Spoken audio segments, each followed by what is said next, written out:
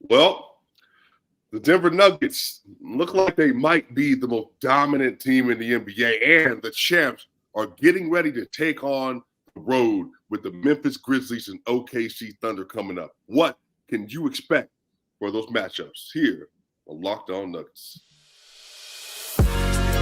You are Locked On Nuggets, your daily Denver Nuggets podcast. Part of the Locked On Podcast Network, your team every day.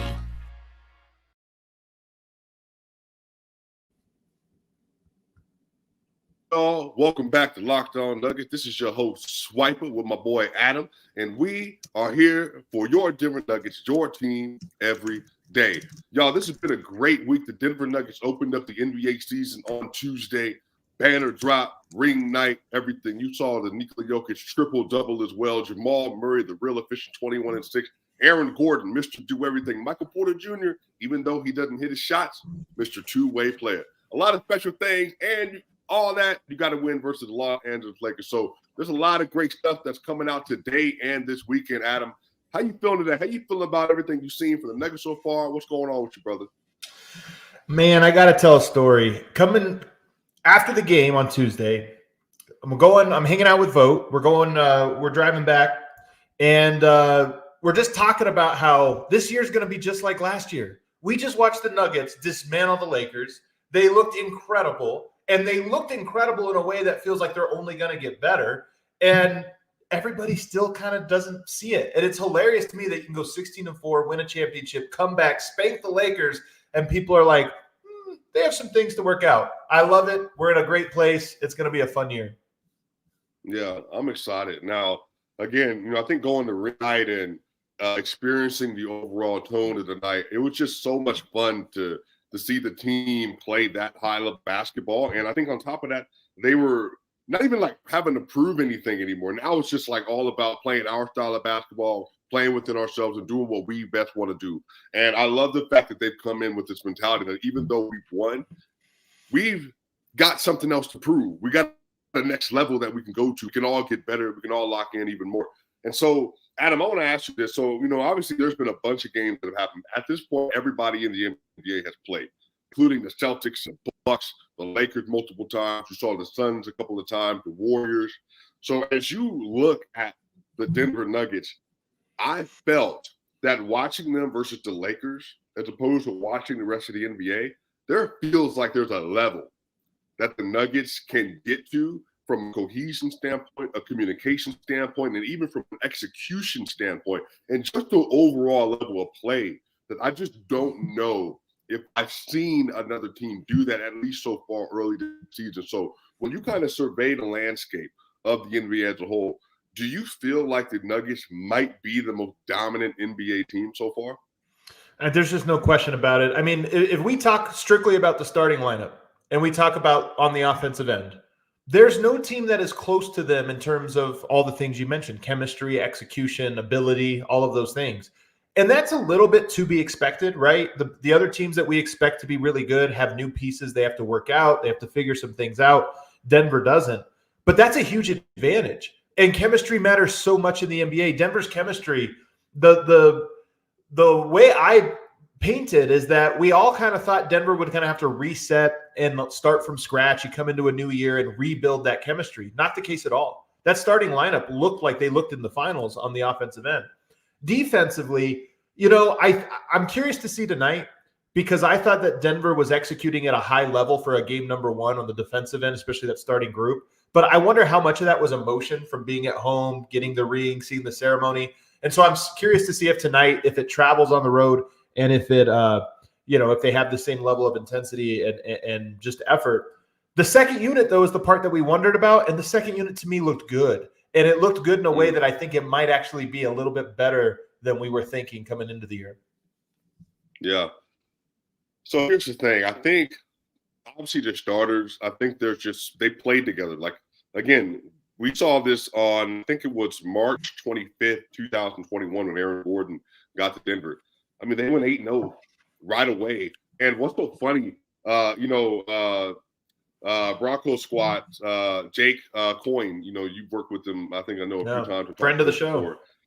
Friend of the show. He put out a crazy stat about the Denver Nuggets. And in his tweet, he said that in his last 50 home games, Nikola Jokic, the Nuggets have a record of 44-6 when Joker plays in the last 50 home games they have. And the numbers he's putting up, it's insane. 26.4, 13.5, 10.3 on 61% from the field and 41% from three. And when you even look at the way that he plays, and also it's the way the Denver Nuggets played when they played versus the Lakers, even, and this is funny, Adam, I actually kind of have a theory. Because when I think about the Denver Nuggets, like people say, well, they've only beat the Lakers by, a combined 24 points in the sweep, or they had a lot of tight games versus the Miami Heat, or even this year, the Lakers got back within 3 points in the fourth quarter. But you know what's funny? I think that the Nuggets, they play as good as they need to in order to beat you.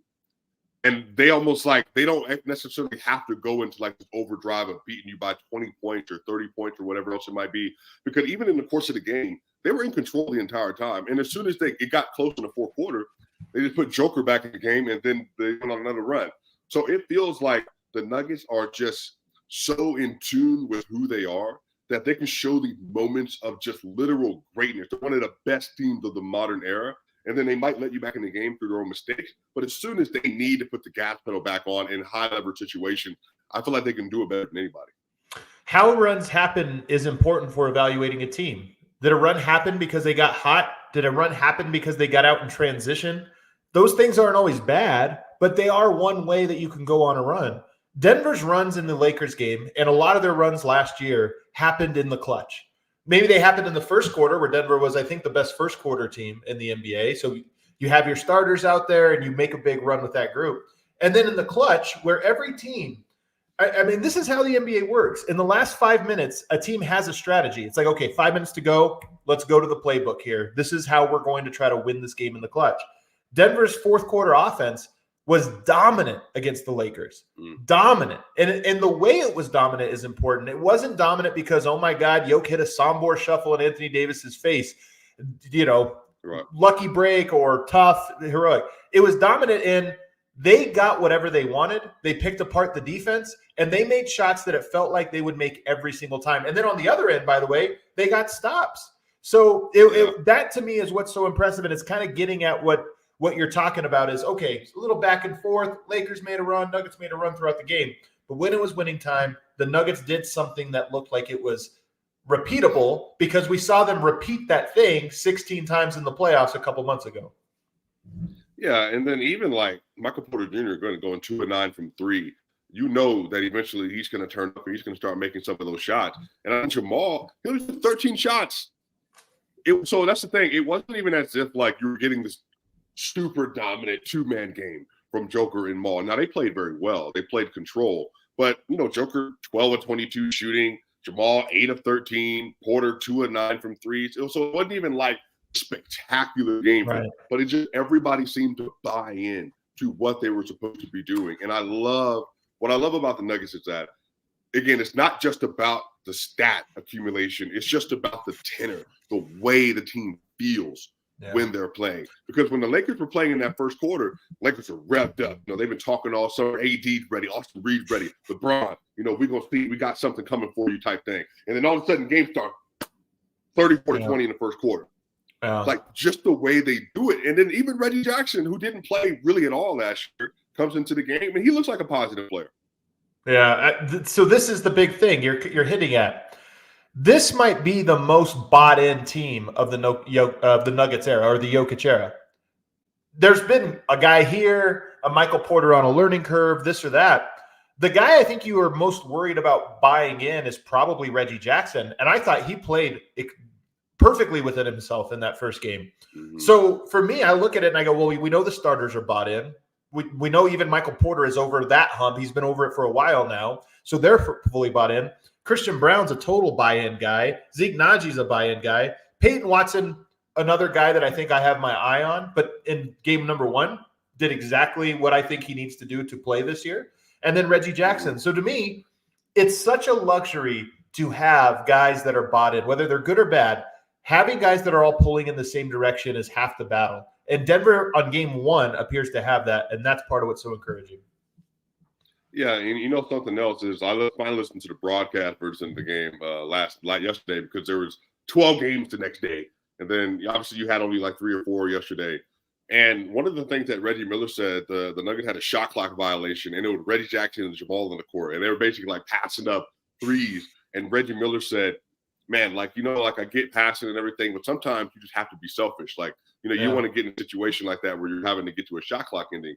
But my whole thing is like." That's just what it is. So like Reggie Jackson, I don't know if you remember that, but he had a screen off a Joker, and then he crashed down the left side, and then he had a floater that he could have shot, but he tried to pass it back out to Joker, and it went out of bounds and could have crossed AD's face. And Joker's saying like shoot the ball coming back down the court. And again, I think that's the part of it is everybody wants to play unselfishly because they want to buy into the culture. Right. I love that everybody wants to make sure they're making the right play. That's infectious. It's infectious and it's fully taken over. I mean, ask yourself, D'Angelo Russell is probably a better player than Reggie Jackson. Is D'Angelo Russell bought into the Lakers? Is he bought in? Is Christian Wood is a better player than Zeke Naji? Is he bought in?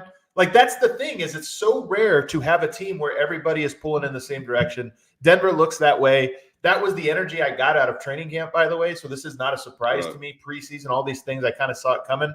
And that, to me, is why I'm so encouraged. The bench, to me, I still think the bench is going to be very up and down. We'll talk about that in the upcoming segments. But I am more optimistic that it is going to work out for the Denver bench in the regular season than I was, a week ago. And that's the most encouraging thing.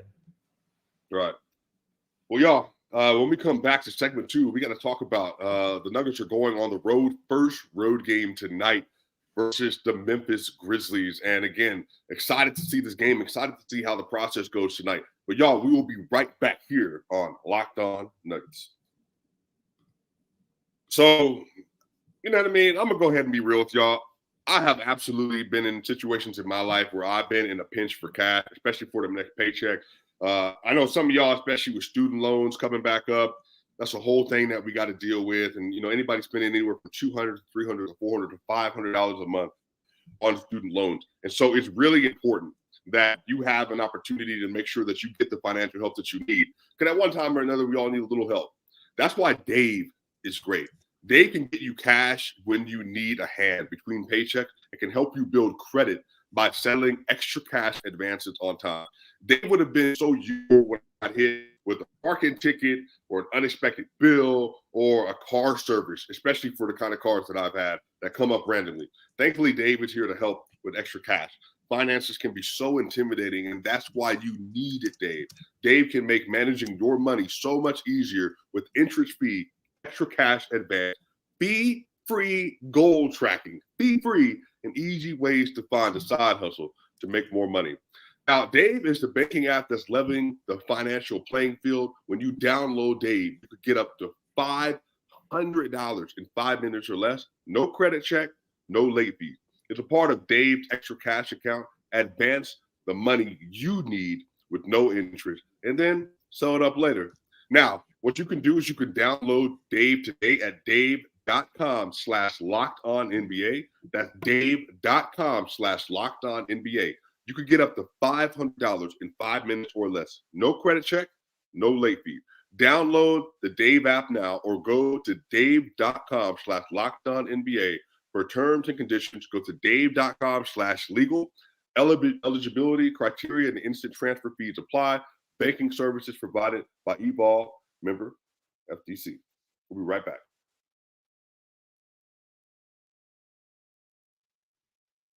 So, y'all, we are back with segment 2 of Locked On Nuggets. This is your host, Swipa, with Adamada. And, y'all, we got to talk about the Denver Nuggets facing off versus the Memphis Grizzlies. So, again, if you are not aware, the Memphis Grizzlies are definitely going through it right now. They are 0-1 to start the season. They're already missing Steven Adams, Brandon Clark. Aldama is going to be out. Ja Morant is out with a 25-game suspension as well, that he has 24 more games to serve. So, Adam, this seems like a very opportune time. Right now, the Denver Nuggets are a minus 5.5 favorites in Memphis tonight. So when you look at this game, and they're going to have Jaren Jackson, they're going to have Marcus Smart, they're going to have Desmond Bane. So they're going to have a lot of good players that are still available on this roster that are going to be ready to play and ready to get their first win of the season. So when you're looking at this matchup tonight versus the Memphis Grizzlies, how are you feeling? What are some of the things that come to mind?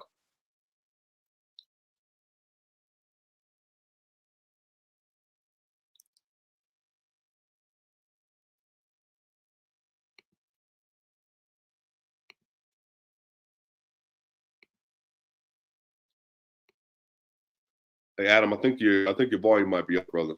Man, I must have been muted. That whole time I had some fire. I was spitting fire, Swipa. I was making sure it wasn't me. Okay. Yeah, I hit the mute button during the commercial, and then I forgot. So here's what I think about it. The Nuggets are at home. They have a banner ceremony, ring night. They're playing against a rival. It's the first game of the year, and intensity's high. You go on the road now, and you play a Memphis team that is desperate because they dropped the first game. They need to get momentum going. It's important for them to get going. So just human nature would tell you that Memphis is going to be the most desperate team tonight, the team playing with a sense of urgency. But Michael Malone is smart because last year he made an emphasis to say we need to make sure our home court is great this year in the regular season. And they did that. Last year they had the second best home record. This year he said, okay, we've learned how to protect home court. We're going to keep that. But now we need to be a good road team. And he's been preaching that all camp. This is the first test. So for me, this will be a very insightful game because I just want to see, win or lose, I want to see what Denver's focus and intensity is. Because if their intensity is high tonight, the way it was in the Lakers game, then shut it down. Nuggets might win 60 games this year. That tells me they're mature, they're focused, they're motivated. So more than anything, more than wins or losses, I just want to see how hard does Denver play tonight. Yeah. Look, again, the Memphis Grizzlies starting lineup is Marcus Smart, Desmond Bane, Zaire Williams, Jaren Jackson Jr., and Xavier Tillman. Now, if you remember, when the Nuggets played Memphis last year in Memphis, I think they lost by 15 or so. And, you know, again, Xavier Tillman is not like a great player, but he plays very hard, very strong, very stout defender. And you couple that with Jaren Jackson Jr., they can present a lot of problems. Now, again, we saw them versus the Lakers. The Lakers 4-2 them, and that's with John Morant in the lineup. But again, you're playing in the regular season, having to face a team with Marcus Smart, Bane, Jackson, and Tillman, that's 4+ defensive players and really 2 DPOY level players in Smart, and obviously with Jaren Jackson Jr. So it's going to be really interesting to see how they kind of work a lot of these matchups, especially Marcus Smart. He's one of the best off-ball defenders in the league, really good screen navigator, and extremely physical point-of-attack defender. So Jamal Murray last week got to deal with Gabe Vincent and got to deal with Cam Reddish. And so obviously coming off the finals run, he's dealt with a lot of high-pressure defenses. But I think this is a really good test to see what exactly you're made of, and can he get some more frustration fouls against the Grizzlies? That's one of the things I loved at him, is that when Gabe Vincent and D'Angelo Russell were pressuring him, old Jamal Murray might have let that get him a little rattled, lose the ball, turn the ball over. But this Jamal Murray, 26 years old, 1 turnover and got 3 fouls in basically 5 separate possessions versus the Lakers. So if they're playing him really aggressively, I honestly think this might be one of those matchups where Jamal is able to show that he's really taken an all-star, all-NBA leap at a point guard / decision maker. I mean, let's be real here, Swipa. Do you have any questions about the starting lineup? No. Yeah, question of how historically great can they be? So we feel good about the starting lineup in tonight's matchup. Maybe they win it, maybe they don't, but we feel good that they are what they need to be.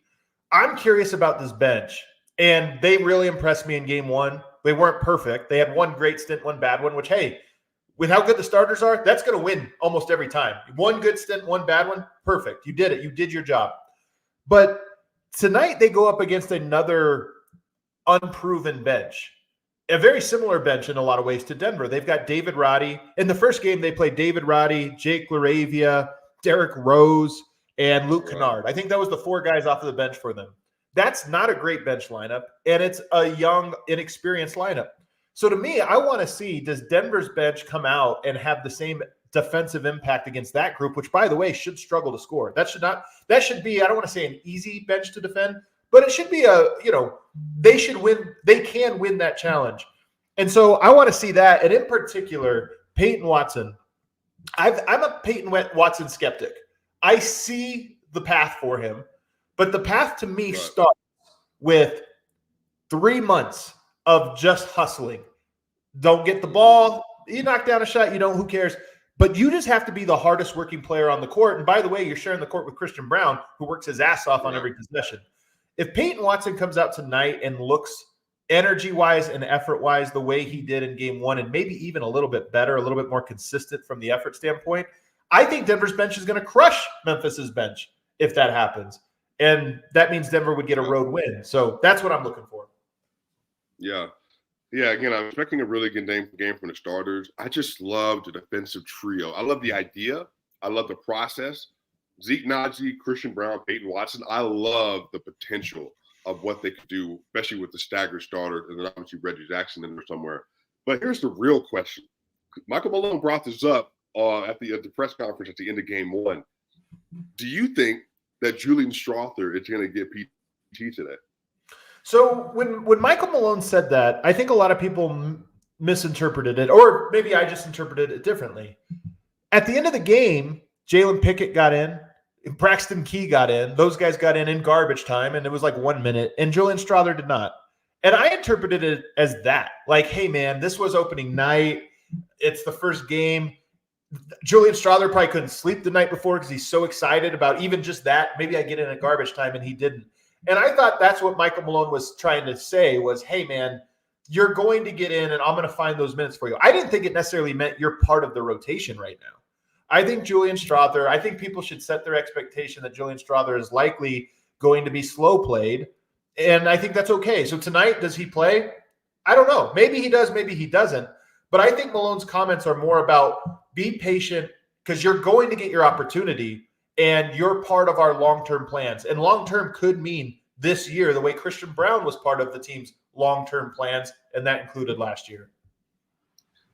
Didn't Malone, though, in his press conference mention that he saw a lot of good things from Julian? And also, too, it seems strange, though, Adam, that if Jalen Pickett and them are getting into the game and somehow we're jumping over Julian Strawther. But that's what I mean. But they didn't get into the game, Swipa. They got into the game for 1 minute. No, I know, but I'm saying, to leap over Julian to get to Jalen, like you literally like on the position on the bench. That's like somebody sitting right here, and then me going over to the next person saying, "Come on in." You know, like it feels like that was almost like an intentional thing. We're not putting Julian Strawther in garbage time. That's at least what it felt like. It could be. It could be that he knows Julian Strawther is going to play real minutes or this or that. I don't know. To me, it just felt like that was a moment. It was ring night. It felt like a moment where you clear the bench and let all your rookies get their first minutes. And Jalen Pickett, by the way, got his first NBA bucket. Like, those are milestones young players, they dream about. And I think he was just kind of going like, oh, crap, I forgot Julian, or I didn't get a chance to get Julian in. And I was thinking of it, and it didn't happen. But I know everybody wants Julian to play real minutes, not garbage time minutes, but real minutes. I think that this season ends like that. I think that the Julian replaces Reggie Jackson at some point in the season, or just an injury pops up and he's the first guy penciled in. So I think he plays, and I think he plays a lot this year, but it's game number 2. They're on rest. There's no need to play him and move him above. I just think Malone has a method to the madness. Reggie played well. He's the veteran. I just think he's going to get the first crack at all of this, and Julian will get his opportunity down the road. Right. Well, prediction for tonight. Do you think that the Nuggets are able to pull the victory out? Man, this is such a tough one. I'm going to say yes because I don't think that Memphis is actually all that good. But I will say I think Denver's the best team in the NBA. We just did that segment. I think they're in a tier all of their own. I don't think anybody is in their class until proven otherwise. That being said, I'm very curious to see what it looks like tonight from an energy standpoint, from an effort standpoint. And in the NBA, you always feel like, oh, well, we're better, we'll win. The NBA games are competitive. Home teams usually win when things are mostly equal. So I think this is going to be a dogfight unless Denver comes out with that same defensive impact. In that case, I think they kill them. Right.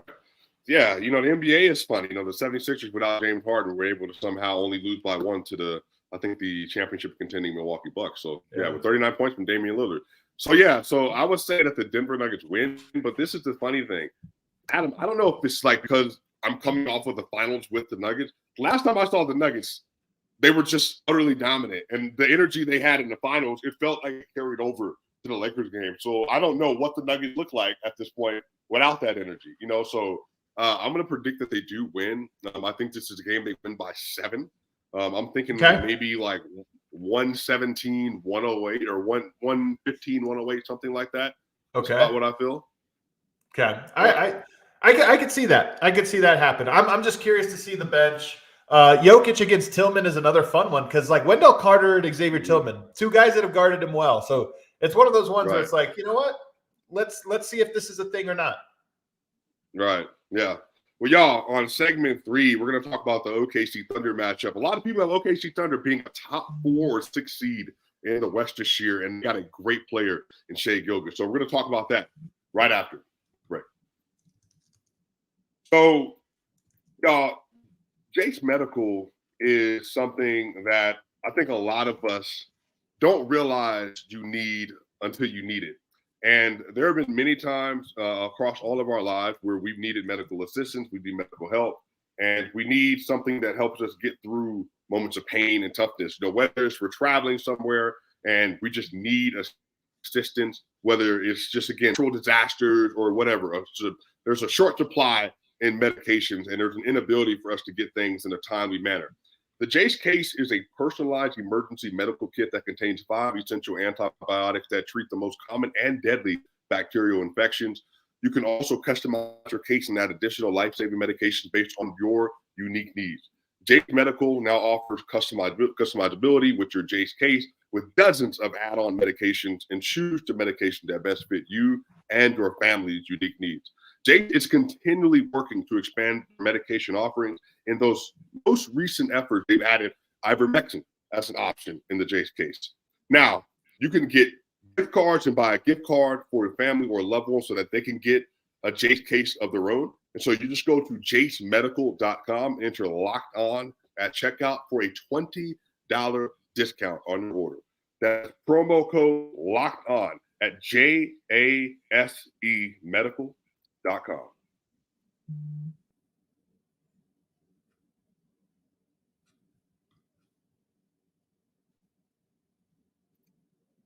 Now, Prize Picks. Prize Picks is the largest independently owned daily fantasy sports platform in North America. We are the easiest and most exciting way to play DFS. So again, if you like playing fantasy, this is probably one of the best things that you can lock into. Prize Pick is the most fun that I've had in winning up to 25 times my money this football season. Again, if you like playing fantasy, this is the place to be. You just select 2 or more players, pick more or less based on their projected stats, and you place your entry. Testing my skills on Prize Pick this football season is one of the most exciting ways to play daily fantasy. Again, Thursday Night Football yesterday, Baker Mayfield. You got an opportunity to put a bet in. There's just some crazy stuff that's happening around the NFL. The Broncos are getting ready to play again this upcoming weekend if you wanted the chance to do that. So Prize Pick is a really simple, easy way to play. I can make my picks and submit my entry in less than 60 seconds. You get quick withdrawals, easy gameplay, and enormous selection of players and stats types that are what make Prize Pick the #1 daily fantasy sports app. This week on Prize Pick, I'm selecting Saquon Barkley for more than 60 yards and Patrick Mahomes for more than 2 passing TDs, playing versus the Broncos. That's obviously happening. Aaron Rodgers for more than 3 passing touchdowns if you wanted to, if he was still playing. But you got Travis Kelce for more than 50 yards. Then you got a bunch of receivers. Look, Jamar Chase versus the San Francisco 49ers, more than 50 yards. San Francisco 49ers been bleeding point the last couple of weeks. So Prize Pick offers weekly promotions that you can have access to. So make sure you go to prizepicks.com/LockedOnNBA and use code LockedOnNBA for a first deposit match up to $100. So, y'all, we are back here on segment 3, and we are talking about your Denver Nuggets. This is your boy Swipa with Adam Mata for our final segment. Now, the Nuggets, y'all, they are playing against a OKC Thunder team this Sunday, and I'm not going to hold you. That's a good team, Adam. I like the way they play. They play very cohesive together. They have really good top-end talent, whether it's Jay Will or whether it's Chet Holmgren or Shea, Josh Giddey, Luke Dort. They got a nice bench with Kaysen, Kendrick Williams. They got some Poku. They got some nice players. So when you look at the Denver Nuggets, coming off of the Memphis Grizzlies game, playing versus the OKC Thunder on the first night of a back-to-back. How are you feeling about that matchup, and what are you expecting? It's an interesting one because, like you said, Oklahoma City's tough. They've got a lot of guards, a lot of drives, and typically Denver has struggled with drives. That's the type of offense that can really get them. So this has been a tough matchup for Denver. What I'm most interested in, though, is just seeing Chet Holmgren. I mean, they've played different guys at that spot over the years. Denver has, Jokic in particular, has just feasted against Oklahoma City. Now you put up a guy who is – how much of a weight gap is there between Jokic and Chet? Do you know? It's got to be like 50 pounds, 60 pounds. I mean, yeah, Chet maybe might more. be like 215, 220. Yeah, it's probably 60 pounds. Man, we're talking 60 pounds probably. And Jokic, by the way, made Anthony Davis look like he was 210. He was pushing Anthony Davis all over the court. So to me, I just want to see that matchup because I think it's going to be interesting. I think Jokic should own it. But that's the thing I have my eye on. Chet Holmgren is a registered 207 pounds. So depending on where you think Jokic is, if he's at that 285 mark coming off the offseason, then yeah, that's about an 80-pound difference, sir. That's going to be absurd. So I want to see it, man. I want to see how Denver looks there. And then typically Oklahoma City has been a tough matchup just because they have a lot of length too on the defensive end. They throw a lot of help and this or that. So I just I want to see that matchup. It's early in the year to be thinking about these things, but could that be a first round matchup for Denver? Could it be a second round matchup even for Denver? That, again, it's early, but I want to see it. Yeah. So here's the thing is OKC, even if you go through their bench, they got Cason Wallace, Aaron Wiggins, Isaiah Joe, tremendous shooter, and the Nuggets fans remember him from last year, and then Ousmane Dieng, and then you got Jalen Williams off the bench, and Poku, Kenrich. They just have a litany of players that are available on their roster. Now, again, Shai Gilgeous is incredible, man. He had 31 points, I think, the first game of the year. Just really, really, really great driver to basketball. Really good at creating separation on that step back mid-range shot that he had. Gets to the free throw line at a high level. Decent to good three-point shooter. He's just one of those players that even last year, Bruce Brown and KCP were struggling because they were just a little too small. And then Aaron Gordon at times would struggle because he was just quicker than Aaron. So this is going to be somebody that KCP is going to be thrown at. Jamal is going to be thrown at. Porter's going to get his time. Gordon's going to get his time. Christian Brown's going to get his time. Peyton might get his time. And I think he's going to be a difficult matchup for everybody. He's really, for me, SGA is one of the 12 best players in the NBA. I love his game and how solid he is. Again, massive wingspan and stuff as well. But you know who I actually really like a lot is, again, Jalen's really young, second-year player. Is going to be really good this year. I like Josh Giddey. Some people have feelings about Josh Giddey because, he doesn't have all this pop and all that. But dude's like an 18, 8-8 level player. Every time. Really every time. Right. He's really good in transition, can create, get to the basket, hair glowing in the wind and all that stuff. Just aesthetically pleasing. All that. So I love that you just called Josh Giddey's hair aesthetically pleasing. Let's go. I really love the way they play, man. So I'm really excited for this game. And I think that a team that's young, that's good, with a lot to prove, Adam, especially versus the NBA champions, this is the perfect type of profile. And so honestly, of all the games so far this year, this is the one I actually can see the Nuggets losing because of how much this might mean to OKC. I mean, look, both of those games, Memphis, Oklahoma City, the odds of them winning both are somewhat low. It's just two road games against good teams. So you imagine they drop one, and this probably is the more likely one. It's also a matinee game, 1:30 tip-off, so that's another little X factor.